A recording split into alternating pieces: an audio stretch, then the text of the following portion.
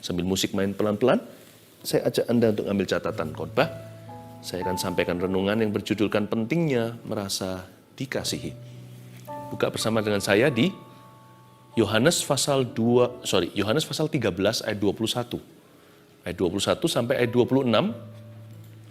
Pentingnya merasa dikasihi. Sedangkan di Alkitab kita judulnya tertulis begini, Yesus memperingatkan Yudas. Baru saat itu lalu kita belajar tentang Yudas Iskariot, sekarang waktunya kita bahas tentang Yohanes. Ini giliran murid yang dikasihi. Sebenarnya ya,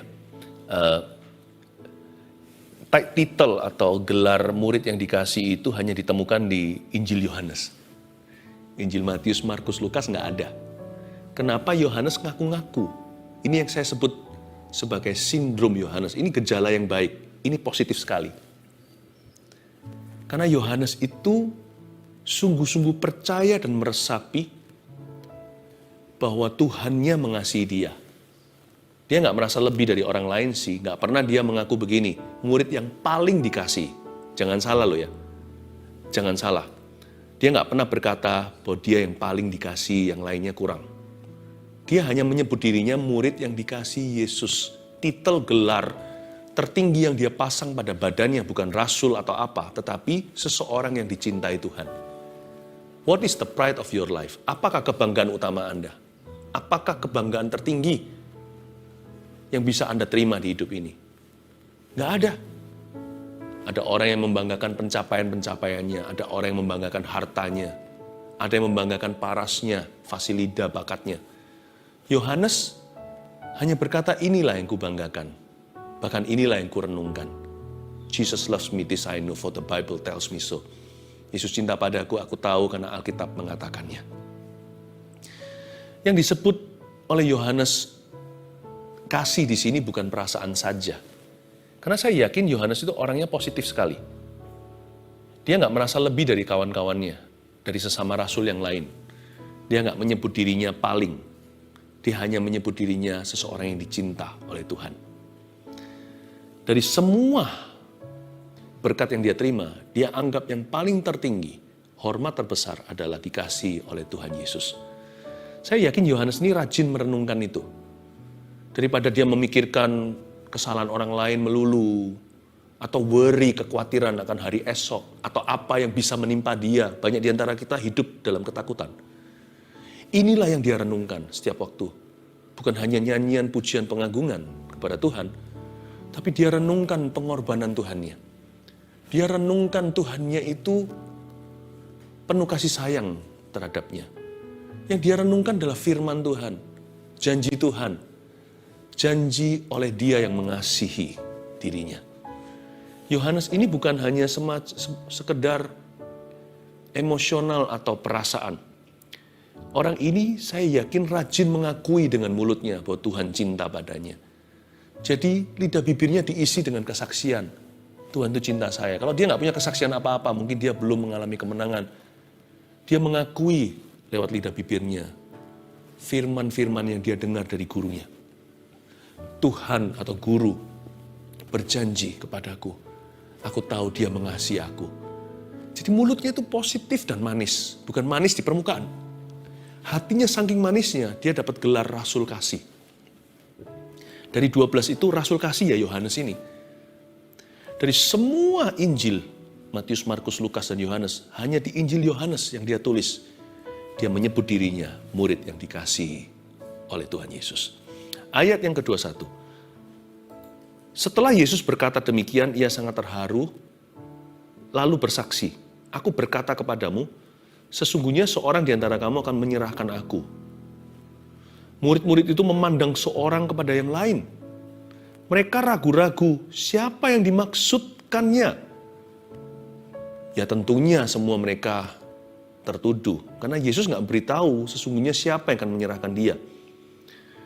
Yesus hanya memberikan sebuah sindiran atau sentilan halus. Dia berkata, salah satu dari kalian 12 akan menyerahkan saya.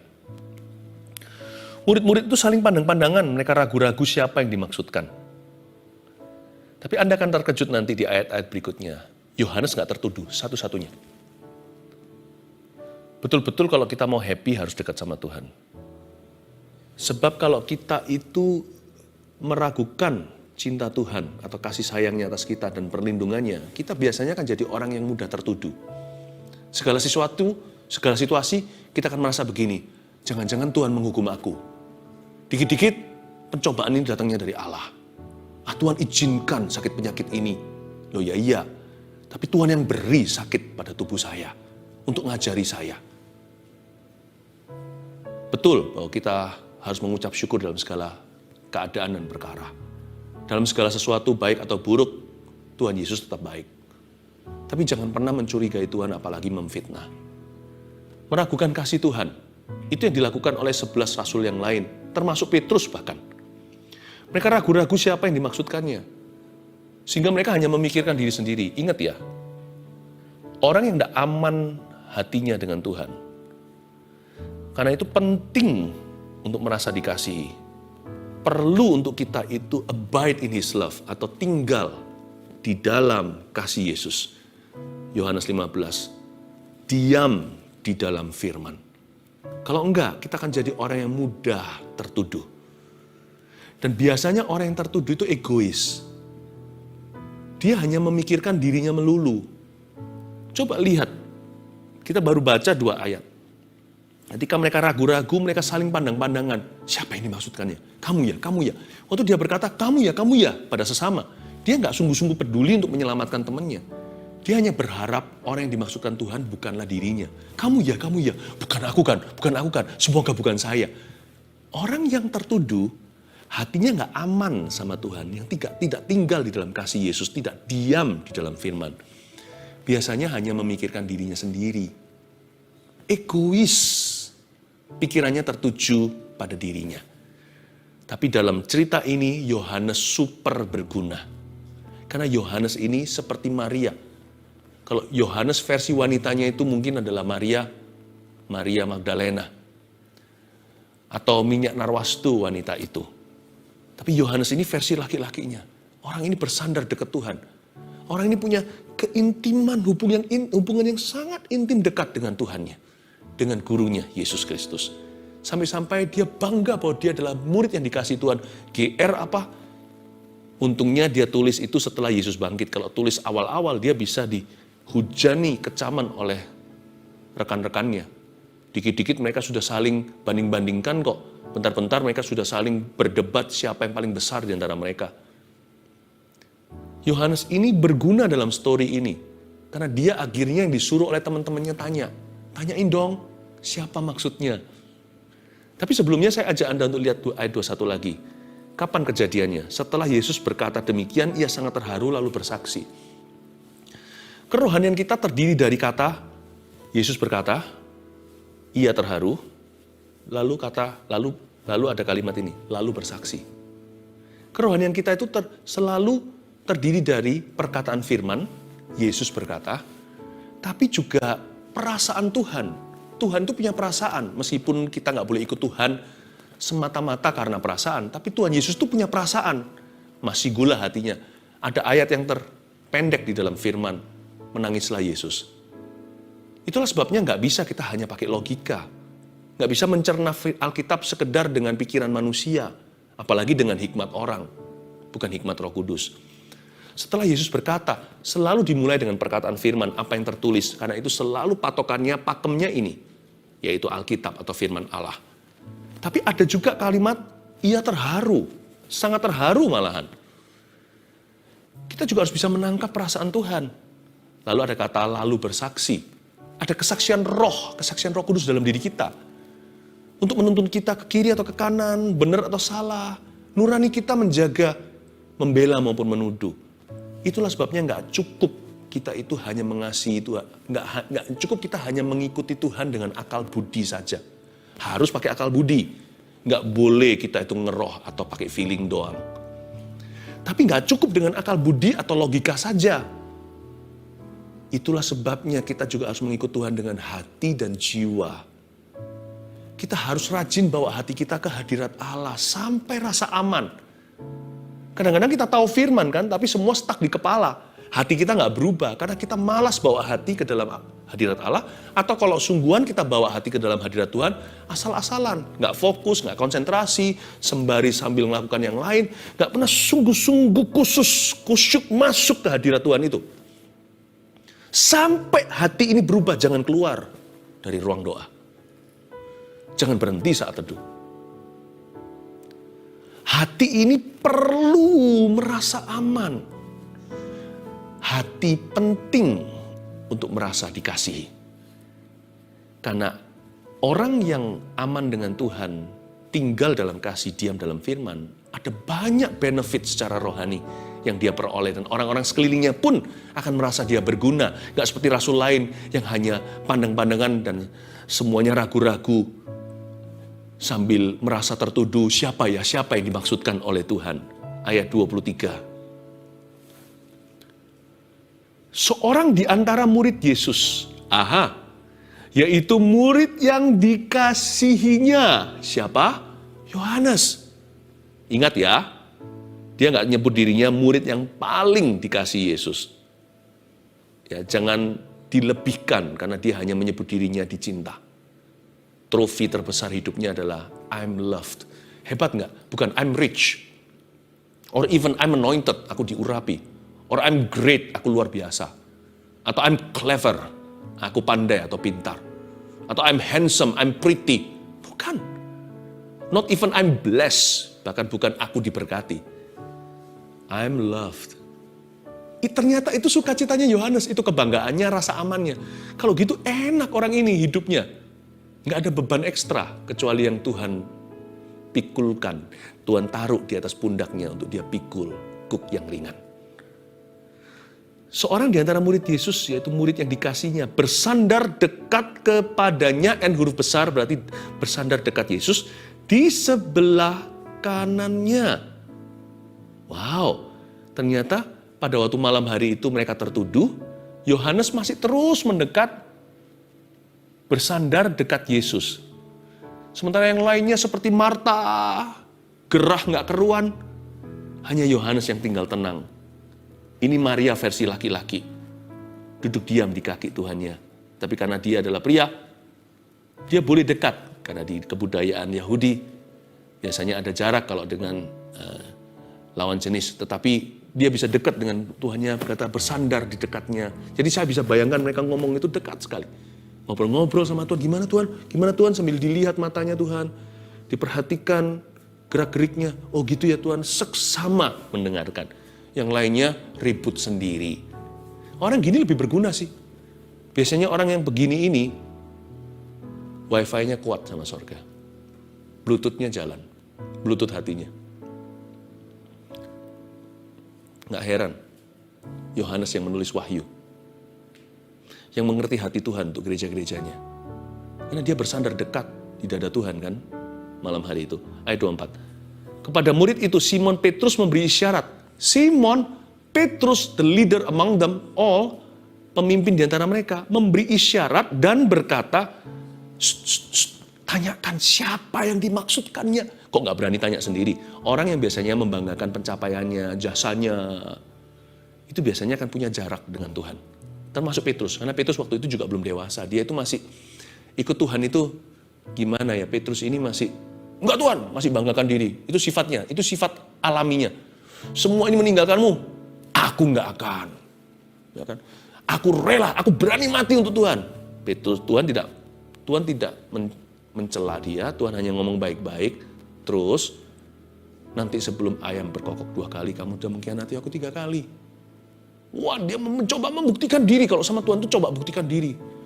Buat stres yang nggak perlu dalam hidupnya. Dasar hatinya ada roh yatim piatu. Mendingan jadi yatim piatu beneran. Tapi punya roh anak yang sungguh. Daripada punya orang tua, Petrus juga punya mertua yang disembuhkan oleh Tuhan dari demam dan dari sakit panas tinggi. Tapi hatinya ternyata an orphan. Potong tuh kuping hamba imam besar. Setelah itu dia yang pertama lari terbirit-birit lagi. Siapa di kaki salib yang masih ada sampai akhirnya? Yohanes. Murid yang lainnya nowhere to be seen. Khususnya yang paling heroik. Dan Petrus tahu bahwa hatinya nggak beres, dia masih mau pembuktian. Makanya dia merasakan jarak dengan Tuhan. Jadi ada rasa segan yang nggak perlu, atau rasa sungkan, atau rasa takut bahkan. Dia kasih isyarat, pakai isyarat segala. Yo, tanyain ya, siapa yang dimaksudkannya? Kalau saya jadi Yohanes, tanya sendiri. Dari sini saya bisa langsung tahu siapa yang paling dekat. Kayaknya sih memang Yohanes bukan pilihan pertama sih. Buktinya kunci kerajaan sorga dikasih ke Petrus. Kayaknya Yohanes juga nggak tentu murid yang paling dikasihi. Siapa tahu yang paling dikasih itu Yudas. Tuhan itu paling peringatkan itu Yudas Iskariot sama Petrus. Bahkan Tuhan berkata, iblis enyala. Tapi Yohanes ini paling GR. Ini GR yang begini itu perlu. GR yang baik. Inilah yang ku renungkan setiap waktu. Renungkan apa? Anda renungkan apa setiap saat? Nyanyian pujian dan pengagungan kepadamu. Nih, romantis sekali. Biarlah manis kau dengar, Tuhan. Manis kau dengar, Tuhan. Intim seperti orang pacaran. Dan hatiku bersuka karenamu. Jadi yang direnungkan bukan hanya nyanyian pujian pengagungan, yang direnungkan adalah kasih Tuhan. Saya bisa bayangkan what's really happening in John's head. Apa yang sungguhan terjadi di kepala Yohanes itu. Dia merenungkan kasih sayang Tuhan. Setelah Yesus bangkit dan naik ke sorga, tentunya dia renungkan apa yang terjadi di Kalvari. Siang malam, pagi petang, dia renungkan kasih sayangnya Tuhan. Tuhan tuh baik ya sama aku. Dikit-dikit, Tuhan tuh baik sama saya.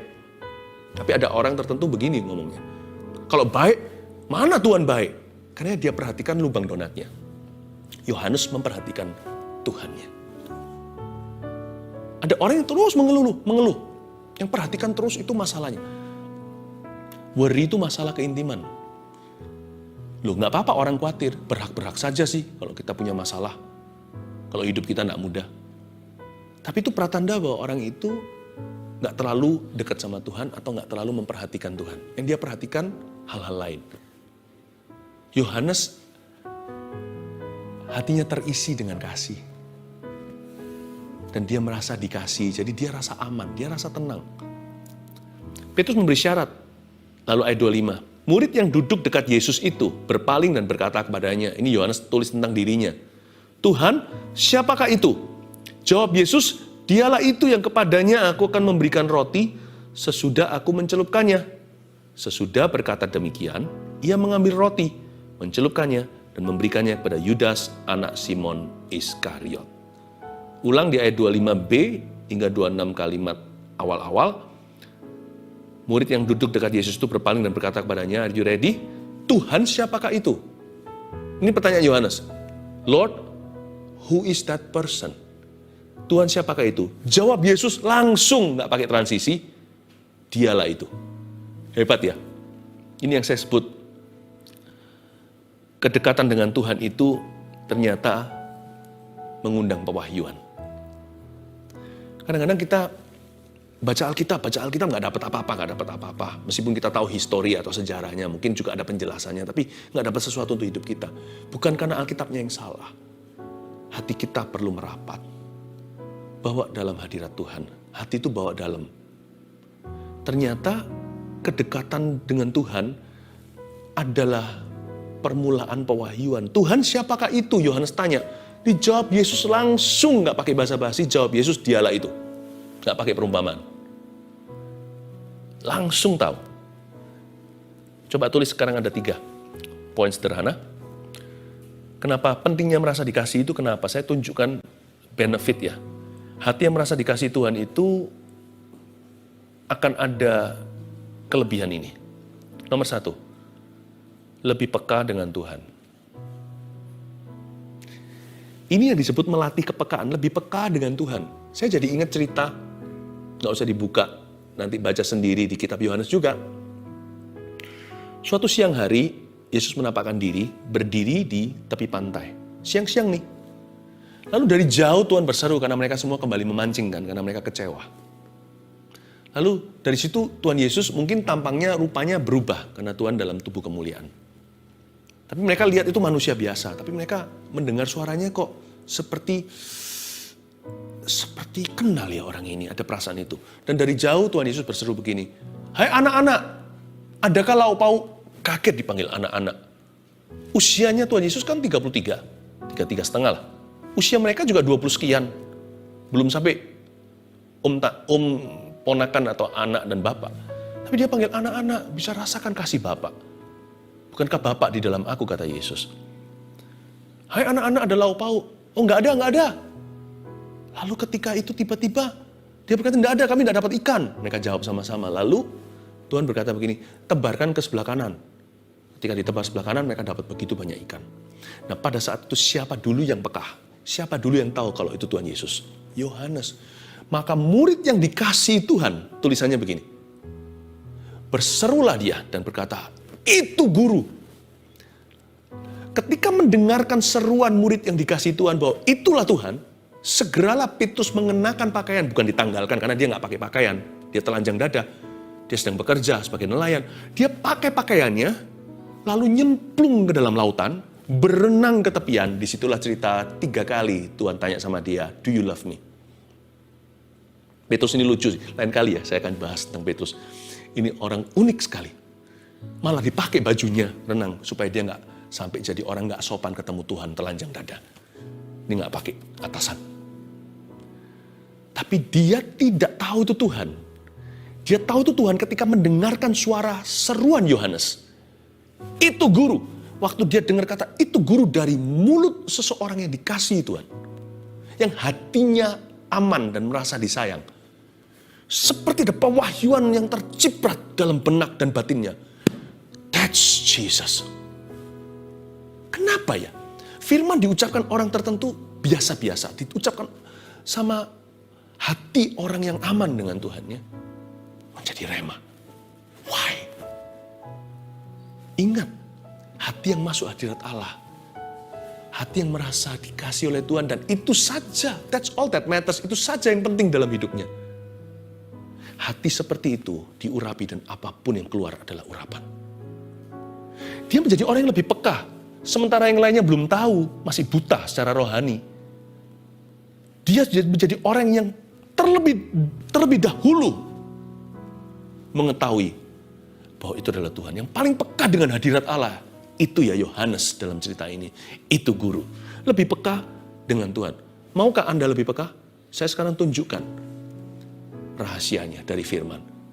Ini namanya latihan kepekaan. Daripada saya memberikan ikan, mendingan saya ajari Anda untuk mancing supaya Anda bisa makan ikan seumur hidup Anda, bukan? Jadi sekarang ini, saya sedang menunjukkan rahasianya untuk menjadi semakin peka. Supaya dalam segala keputusan, dalam setiap langkah hidupmu, ada penyertaan. Dan khususnya, supaya Anda yang paling peka dengan Tuhan dalam keluarga Anda. Bukan untuk sok-sokan loh ya, tapi supaya menuntun orang lain pada Tuhan juga. Dan supaya dimanapun Anda berada, selalu mengundang hadirat Allah. Pentingnya merasa dikasih. 1, kita jadi lebih peka dengan Tuhan. 2, lebih cepat untuk taat. Karena orang yang merasa dikasih itu pasti lebih kuat. Batin jiwanya, rohnya pasti jauh lebih mantap. Ada satu cerita, tapi ini nggak langsung sih bicara tentang ketaatan. Tapi saya tunjukkan bahwa ternyata perlombaan lari bisa juga kita nangkap sesuatu dari kehidupan 2 orang itu. Petrus ini kuat sekali loh. Dia berenang itu sama perahu nanti nyampenya kurang lebih sama. Oh, ini orang kuat sekali, atletis lah, nelayan, pekerja kasaran. Nah, Petrus ini begini. Pada waktu Maria Magdalena memberitahu pada Petrus dan seorang murid yang dikasihi Yesus, murid yang lain itu, maka mereka keduanya langsung berlari bersama-sama ke kuburan yang kosong itu. Ketika diberitahukan Tuhan tidak ada di situ, tubuhnya mungkin dicuri oleh orang atau diambil orang lain maksudnya. Berlarilah 2 ini, terjadi perlombaan sprint. Tapi dikatakan di ayat tersebut dalam cerita itu, ternyata murid yang lain itu, yaitu murid yang dikasihi Yesus, yaitu Yohanes itu, nyampe dulu ke kuburan. Mungkinkah karena Petrus pelan? Mungkin saja, mana saya tahu siapa lebih cepat berlari, siapa lebih kuat ototnya. Tapi mungkinkah juga, ini asumsi ya, Petrus itu larinya agak ragu karena dia setelah mengkhianati Tuhan tertuduh. Kan belum pemulihan, itu kan belum cerita di pinggir pantai. Kemudian hari, adakah lauk pauk? Lalu Petrus ditanya 3 kali, do you love me? Lalu Tuhan memberitahu pada dia, gembalakan domba-dombaku, diberi kunci. Saya bisa bayangkan Petrus lari pertama kenceng karena dia kangen. Tapi waktu di tengah jalan dia bilang, oh no. Apa yang kan Tuhan katakan ketika lihat saya kalau memang Tuhan ada di sana. Waktu dia lari itu dia lari sambil guilty. Orang kalau lari sambil bersalah, jadi lamban atau jadi pelan. Karena dia berbeban berat dalam jiwanya, badannya boleh atletis, hatinya setengah-setengah jalan. Karena dia nggak berani ketemu orang yang dia salahi. Tapi Yohanes larinya free. Guru yang mencintai aku. Pernah lihat anak kecil nggak kalau lari ke mamanya? Ternyata anak kecil kalau lihat mamanya setelah nangis, lihat mama atau papanya yang dia cintai, yang dia tahu sangat mencintai dia, itu cepat sekali larinya. Dibanding kalau om atau tantenya yang datang menolong dia. Anak itu lari, tapi nggak secepat kalau papa, mama, langsung larinya kenceng sekali. Seperti seorang olahragawan. Yohanes larinya dengan free. Tahu nggak, orang kalau hatinya enteng, dia merasa dicintai. Ketaatan itu tidak susah. Makanya juga di Injil Yohanes dikatakan begini. Perintah Tuhan itu tidak sulit. Hanya Yohanes mengatakan, tidak sukar. Amazing enggak? Kalau kita itu merasa dicinta, dikasih, kita itu jadi orang yang sangat ringan. Sangat cepat untuk taat. Yang terakhir, orang yang merasa dikasihi. Kenapa penting sekali? Karena orang demikian akan lebih terbeban untuk orang lain. Loh kok bisa? Karena hatinya udah kenyang. Hatinya udah kenyang. Makanya Tuhan Yesus mengajarkan begini rahasianya. Kasihilah sesamamu manusia. Lihat lanjutannya. Seperti dirimu sendiri. Itu tidak sama dengan mengasihani diri loh ya. Merasa dikasih dengan mengasihani diri sendiri itu lain. Mengasihani diri sendiri itu dosa. Tapi orang yang sudah dikenyangkan dengan kasih, dia bisa mengasihi. Kalau dia bisa take care of himself, kalau seorang laki-laki bisa jaga diri, bisa tanggung jawab sama hidupnya, dia bisa jadi suami. Nggak peduli kalau dia umur 33. Tapi kalau dia kekanak-kanakan rambut aja nggak disisir dengan benar. Nggak tahu ini, nggak tahu itu, mana bisa dia berkeluarga. Orang yang bisa jaga dirinya, bisa jaga orang lain. Orang yang udah kenyang dulu, atau setengah makan, nanti kalau di buffet, dimakan sepuasnya, dia bisa layani orang lain juga. Atau yang pengendalian dirinya kuat, yang tidak hidup untuk makanan. Orang yang demikian lebih terbeban untuk orang lain. Makanya Tuhan Yesus menyerahkan mamanya, maminya, mami dunianya, yaitu Maria. Ke siapa? Di bawah kayu salib, Tuhan Yesus menengok ke mereka dan berkata, Ibu, dengan menarik nafas, itu sakit sekali untuk mengucapkan kalimat. Di atas kayu salib, digantung di situ dengan paku, dia berseru, inilah anakmu. Hai orang muda, Yohanes, inilah ibumu. Dan dikatakan di Alkitab, sejak hari itu, maka murid itu, yaitu Yohanes, menerima ibu itu, yaitu Maria, di dalam rumahnya. Yang pasti Yusuf sudah tidak ada waktu itu. Nggak tahu, Alkitab tidak menceritakannya. Tapi pasti Maria sudah sendirian. Sudah menjadi janda. Ya, tidak dikatakan dengan persisnya di Alkitab. Tapi kalau Maria bersuami tentunya akan pulang ke rumah. Tetapi suaminya sudah nggak ada, makanya Maria harus ada yang jaga. Yesus berkata sama Yohanes, take care of my mom ya. Kamu udah kenyang dengan kasihku, tolong kasih ibuku. Dia lebih terbeban untuk orang lain. Coba ya, orang kalau tidak pernah beres hatinya, suruh pelayanan, suruh merhatikan orang lain, nggak pernah. Kalaupun iya, dia terpaksa. Tapi orang yang terlayani, dia akan rindu melayani, otomatis sendiri. People who got, orang-orang yang disembuhkan, mereka pasti ingin orang lain sembuh juga. Jadi mereka lebih terbeban untuk sesama mereka.